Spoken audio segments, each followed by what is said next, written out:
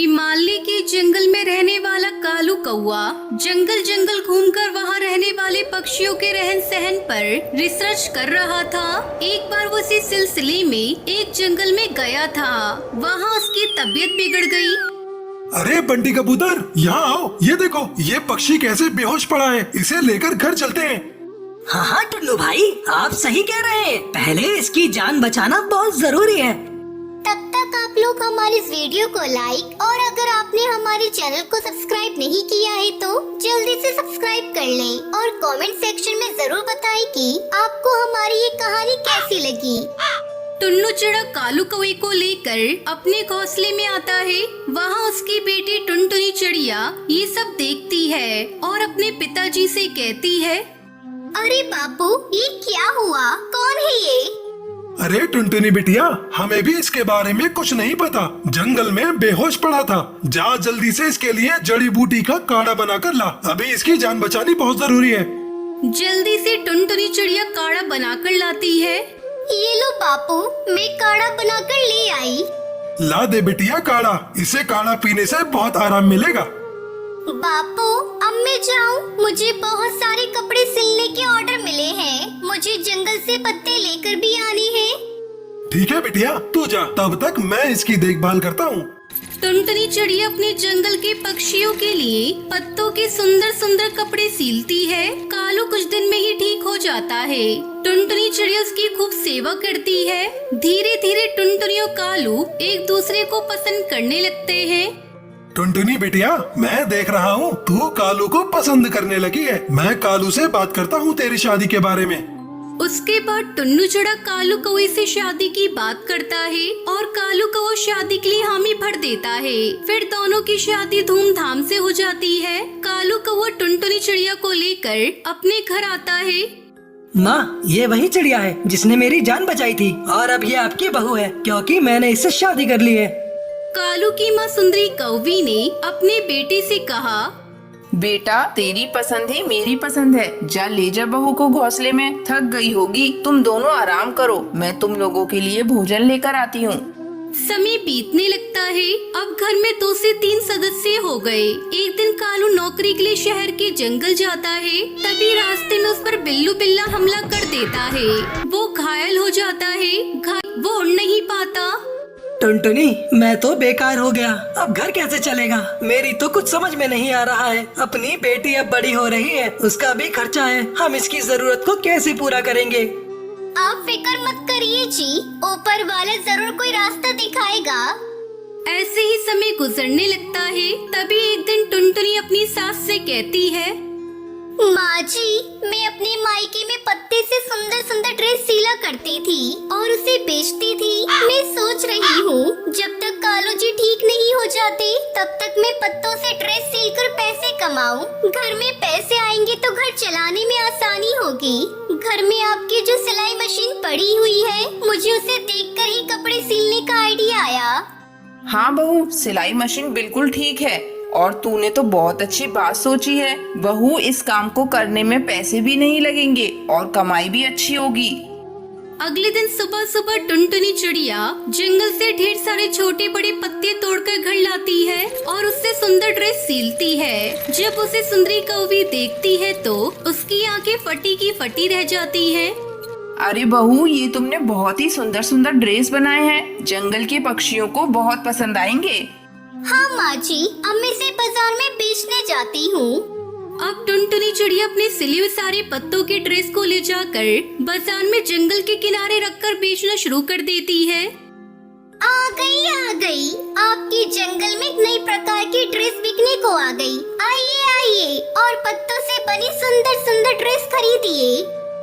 उसकी ये आवाज जंगल के पक्षियों के कानों में पड़ती है। धीरे धीरे टुनटुनी चिड़िया के सारे पत्तों से बने ड्रेस बिक जाते हैं। वो ढेर सारे पैसे लेकर घर आती है और अपनी सास को देती है। इतने सारे पैसे देखकर सुंदरी कौवी बहुत खुश होती है। बहू, तूने अपनी मेहनत से सब कुछ ठीक कर दिया और ये पैसे तेरी मेहनत के हैं। इसे तू ही रख। जब कालू ठीक हो जाएगा तो तुम दोनों एक साथ काम करना। ऐसा करने से तुम्हारा काम और अच्छा हो जाएगा। कुछ दिन बाद कालू कौवा भी ठीक हो जाता है और वो टुनटुनी चिड़िया के काम में हाथ बटाने लगता है। टुनटुनी, तेरा बहुत बहुत शुक्रिया, जो मुसीबत में तूने मेरा साथ दिया। ये तो मेरा फर्ज था जी। आखिर आपकी मुसीबत में आपकी पत्नी काम नहीं आएगी तो कौन आएगा। इस तरह पत्तों की बनी ड्रेस बेचकर टुनटुनी चिड़िया पूरे परिवार के साथ खुशी खुशी रहने लगती है।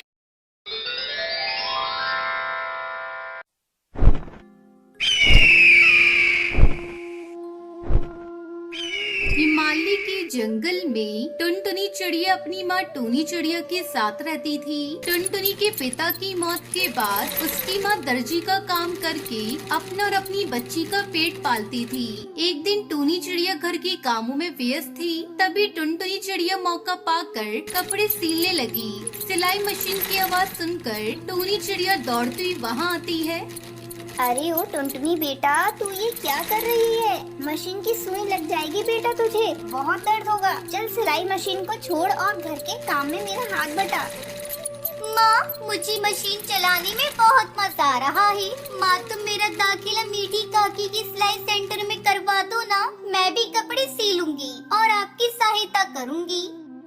तब तक आप लोग कमेंट पे बताएं 79 डिवाइडेड बाय 4 कितने होते हैं। अरे पगली, अभी तेरी पढ़ाई करने की उम्र है, तू क्यों सिलाई के झंझट में पड़ती है? मैं हूँ ना, मैं सब कर लूंगी। बस तू पढ़ाई कर, मैं तुझे पढ़ा लिखा कर अफसर बनाऊंगी। तुझे तो पता है तेरे बाबा भी यही चाहते थे। माँ, मेरी प्यारी माँ, मैं पढ़ाई भी करूंगी और सिलाई भी सीखूंगी। आप करा दो ना दाखिला सिलाई सेंटर में। अच्छा ठीक है, तेरी यही इच्छा है तो मैं आज ही तेरा दाखिला सिलाई सेंटर में करवा दूंगी। उस दिन से टुनटुनी दर्जी का काम सीखने लगी। समय गुजरने लगा, टुनटुनी की ट्रेनिंग पूरी हो गई और वो अपनी माँ के साथ सिलाई का काम करने लगी। घर में अच्छे खासे पैसे आने लगे। एक दिन टुनटुनी के मामा कड़कनाथ उसके घर आते हैं। टूनी बहना, ओ टूनी बहना, कहाँ हो? जल्दी यहाँ आओ। अरे मामा जी, आप आइए बैठिए। माँ पड़ोस में गई है, अभी आती ही होंगी। मैं आपको चाय बनाकर पिलाती हूँ। टुनटुनी चिड़िया चाय बनाने चली जाती है, तभी टूनी आती है। अरे आप धन्य हो भाग मेरे, कई दिनों से आपको याद कर रही थी। अच्छा लगा तुम आ गए भैया। बहना, मैं टुनटुनी के लिए रिश्ता लेकर आया हूँ। खाते पीते परिवार का पक्षी है। अपनी टुनटुनी बहुत खुश रहेगी। वो कबूतर भी लाखों में एक है और नेक। तू बस आँख मीच कर शादी कर दे।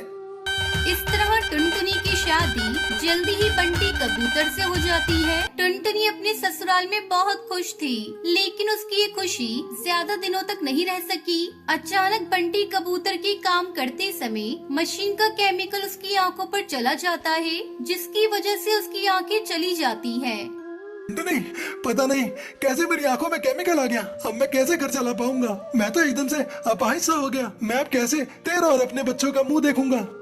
शुक्र मनाओ जी, ये केमिकल पूरा आपके ऊपर नहीं गिरा, नहीं तो बहुत मुसीबत हो जाती। बंटी कबूतर का काम छूट गया और घर में पैसे आने बंद हो गए।